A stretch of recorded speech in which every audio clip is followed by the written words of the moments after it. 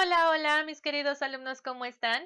Pues aquí estamos el día de hoy con un video más. El día de hoy vamos a hablar de la forma democrática de gobierno. En nuestro país, la Constitución Política de los Estados Unidos Mexicanos establece que la forma de gobierno es una república representativa, democrática, laica y federal. Y vamos a ver en qué consiste cada uno de estos. Y bueno, el gobierno de nuestro país es, como lo mencionamos anteriormente, democrático. Una democracia porque el poder para gobernar está en el pueblo. Nosotros sabemos que para elegir los gobernantes de nuestro país, ya sea a nivel municipal, estatal, a nivel federal, para los diputados y senadores, se utiliza la democracia. O sea que el poder está en el pueblo, nosotros emitimos un voto para escoger a nuestros representantes. También es una república representativa, porque para poder gobernar elegimos representantes que toman decisiones por nosotros. Entonces nosotros los ponemos en el poder y ellos son libres de decidir por nosotros. Es laico, porque se mantiene independiente de cualquier doctrina religiosa. Recordemos que anteriormente, pues nuestro país estaba gobernado por el catolicismo. Había mucho de religión en las decisiones de nuestro país y pues afortunadamente hoy en día es laico. La religión no se puede meter con el gobierno. Y es federal porque se decidió dividir a nuestro país en estados que con sus propios representantes y en libertad discutieran y resolverían sus necesidades elaborando leyes específicas, siempre con base en la Constitución. Entonces nosotros sabemos que la República Mexicana está dividida por estados y cada estado tiene su gobernador, que él puede encargarse de tomar libremente las decisiones de su estado, siempre y cuando pues no violente lo que está escrito en la Constitución, que esa es la ley que nos rige a todo el país. Antiguamente, los reyes, monarcas, zares o emperadores eran los líderes de gobierno absoluto, porque ellos decidían todo. Esto fomentaba la desigualdad y la injusticia. Los pueblos han luchado por la igualdad, la libertad y la justicia social. En México, el gobierno se ha dividido en tres poderes. Así se evita que las decisiones queden en manos de una sola persona y se abuse del pueblo. Entonces, aunque nosotros tenemos un presidente, tenemos tres poderes. No nada más se hace lo que dice el presidente. Él mete propuestas y hay tres poderes que se encargan también de decidir para que no quede solamente en él la decisión. Y tenemos al poder legislativo, al poder ejecutivo y al poder judicial. Y bueno, vamos a empezar con el poder legislativo. ¿Quiénes son los servidores públicos que integran este poder? Pues en el federal sería el Congreso de la Unión, Cámara de Diputados y Cámara de Senadores. En lo estatal serían los congresos estatales y en los municipios, pues los cabildos municipales. ¿Cuáles son las funciones de este poder legislativo? Redacta o modifica leyes, aprueba el presupuesto y supervisa al poder ejecutivo. Entonces, vamos con el poder ejecutivo. ¿En qué servidores públicos recae este poder ejecutivo? Pues a nivel federal, el presidente de la República Mexicana, a nivel estatal, pues todos los gobernadores, y a nivel municipal, pues los presidentes municipales y alcaldes de la Ciudad de México. ¿Cuáles son las funciones del poder ejecutivo? Lleva a la práctica las leyes, administra los recursos del Estado y recaba impuestos para promover los servicios establecidos en las leyes. Y nos vamos con el Poder Judicial.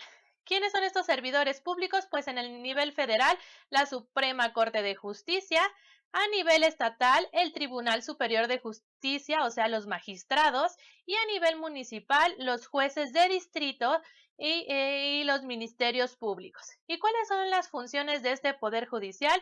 Pues bueno, interpreta lo que dicen las leyes y aplica sanciones que la ley define y cuando no se cumplen estas leyes. Entonces, estos son nuestros tres poderes, el legislativo, el ejecutivo y el judicial, y pues aquí tenemos quiénes son los servidores públicos que la integran y cuáles son sus funciones.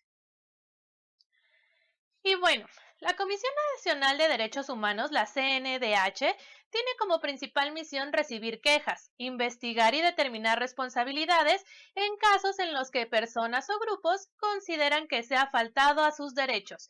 Así, emite recomendaciones a los funcionarios públicos para que los derechos humanos se respeten en nuestro país.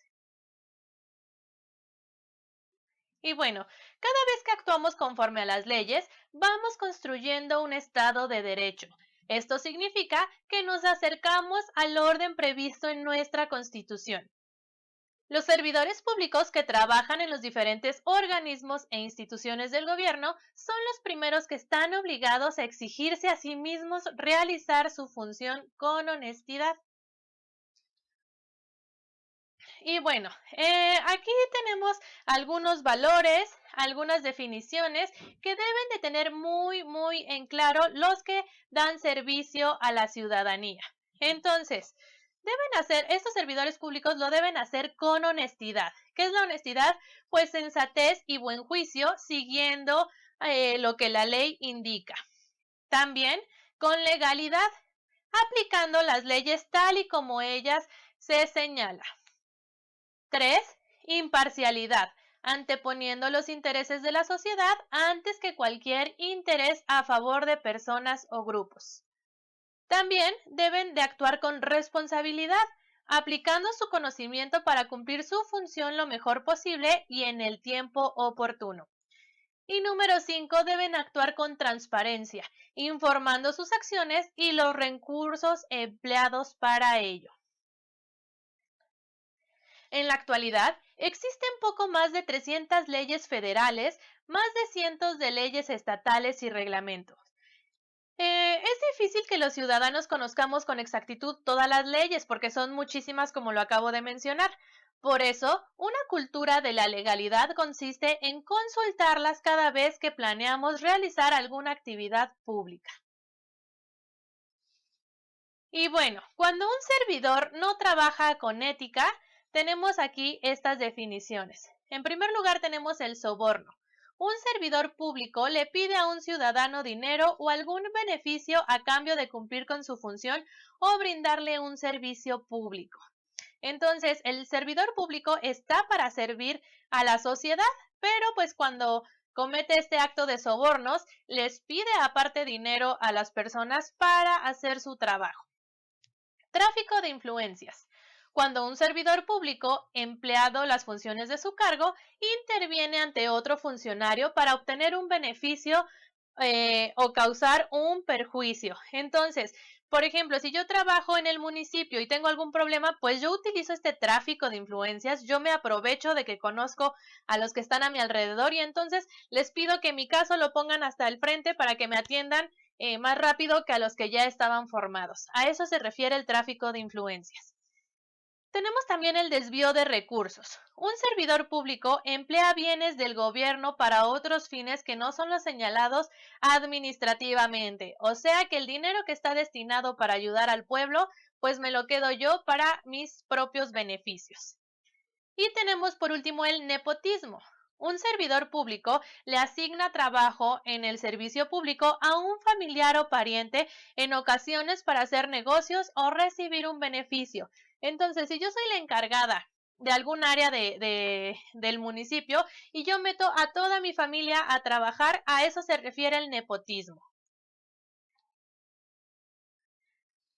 Y pues bueno, en México, en el México al que aspiramos, se describe en el conjunto de leyes que nos rigen.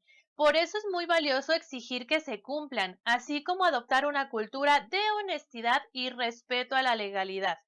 En ocasiones, los funcionarios ignoran la ley y realizan actos de corrupción que se han convertido en causas de injusticias, desigualdades y pobreza.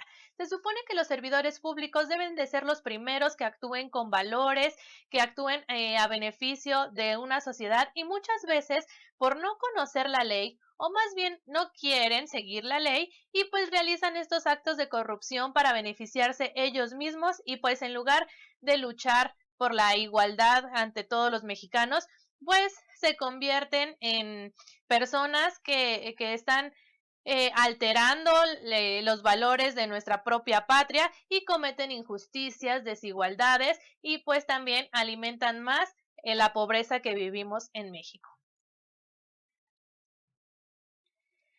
Las leyes cuentan con mecanismos para sancionar a los servidores públicos que cometen faltas y con ello afectan a los ciudadanos.